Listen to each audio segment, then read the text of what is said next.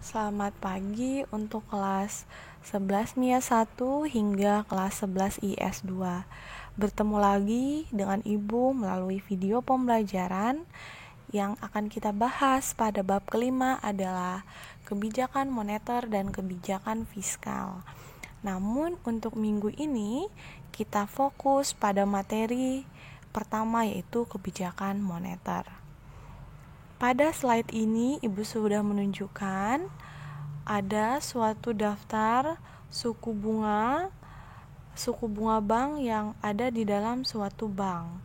Nah, dari sini tentu kalian pernah lihat ya nak ya, kalau kalian pernah ke bank, pasti kalian berpikir, kenapa sih bunga bank itu perlu ada perubahan suku bunga? Kemudian sesering apa sih mengalami perubahan? Nah, itulah dia yang akan kita bahas dalam kebijakan moneter. Pada kebijakan moneter, kita akan mempelajari 4 ya, dimulai dari pengertian, peran fungsi, instrumen kebijakan moneter, dan dampak kebijakan moneter terhadap perekonomian. Kita masuk yang pertama, pengertian kebijakan moneter adalah kebijakan yang diberlakukan oleh pemerintah, yaitu melalui bank sentral untuk mempertahankan, menambah, atau mengurangi jumlah uang yang beredar dalam masyarakat. Artinya, sebagai kebijakan yang ditetapkan dan dilaksanakan Bank Indonesia untuk mencapai dan memelihara kestabilan nilai rupiah untuk mengendalikan uang yang beredar.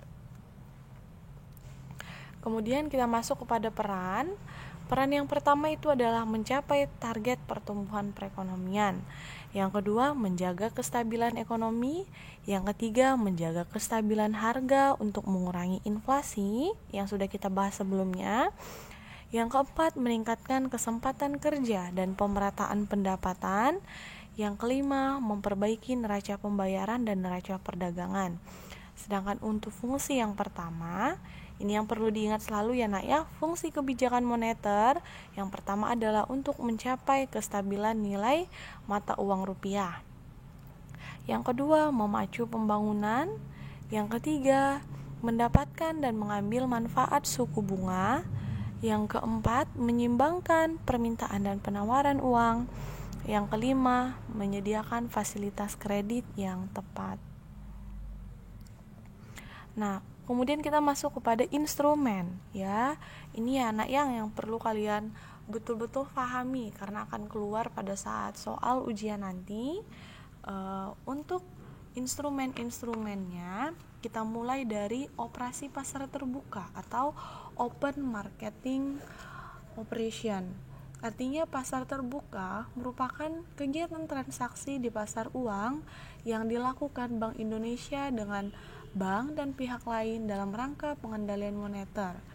Pada operasi pasar terbuka, Bank Indonesia dapat menjual surat atau membeli surat berharga dari pasar uang. Misalnya dalam bentuk sertifikat Bank Indonesia.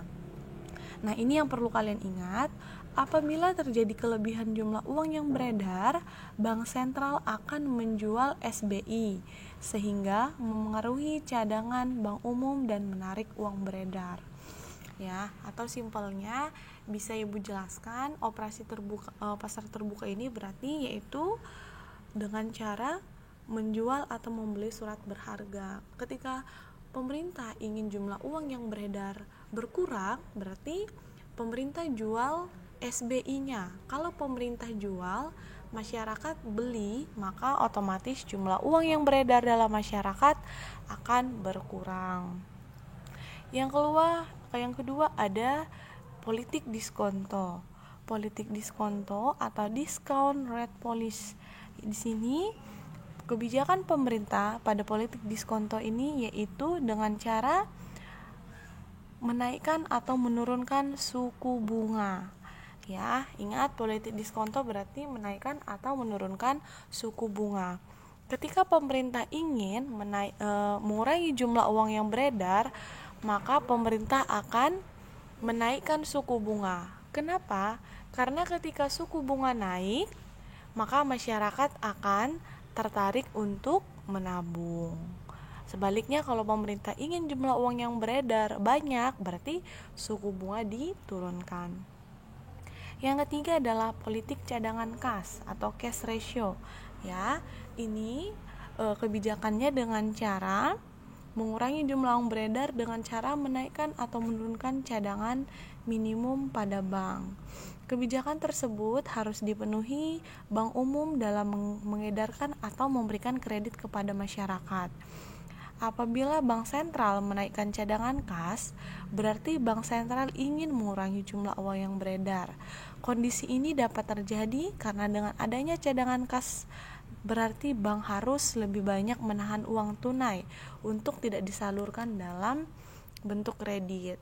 Kebijakan ini dilakukan saat mengalami gejala inflasi. Artinya, jika ingin mengurangi jumlah uang yang beredar, bank sentral akan memberikan aturan kepada bank umum untuk menambah cadangan di dalam bank, ya. Berarti menahan uang dalam bentuk tunai sehingga mengurangi pemberian kredit kepada masyarakat. Nah, yang keempat itu adalah kebijakan kredit selektif. Nah, kebijakan kredit selektif ini berarti memberikan kebijakan dalam pemberian kredit agar benar-benar secara selektif, ya, agar terkontrol, agar dapat mengontrol jumlah uang yang beredar. Biasanya itu dengan memperhatikan 5C, ya nak, ya. Apa itu 5C?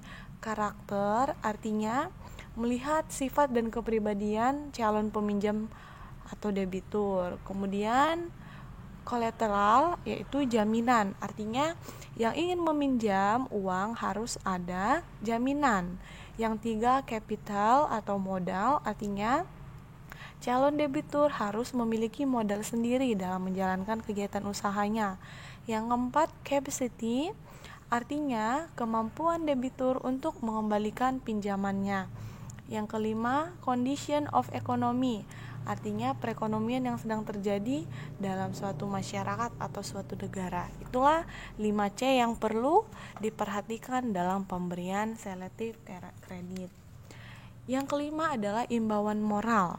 Imbauan moral ini yaitu dengan cara mengarahkan atau mengimbau lembaga perbankan dan masyarakat dengan cara memberikan pengumuman atau pidato untuk memengaruhi jumlah uang yang beredar di masyarakat.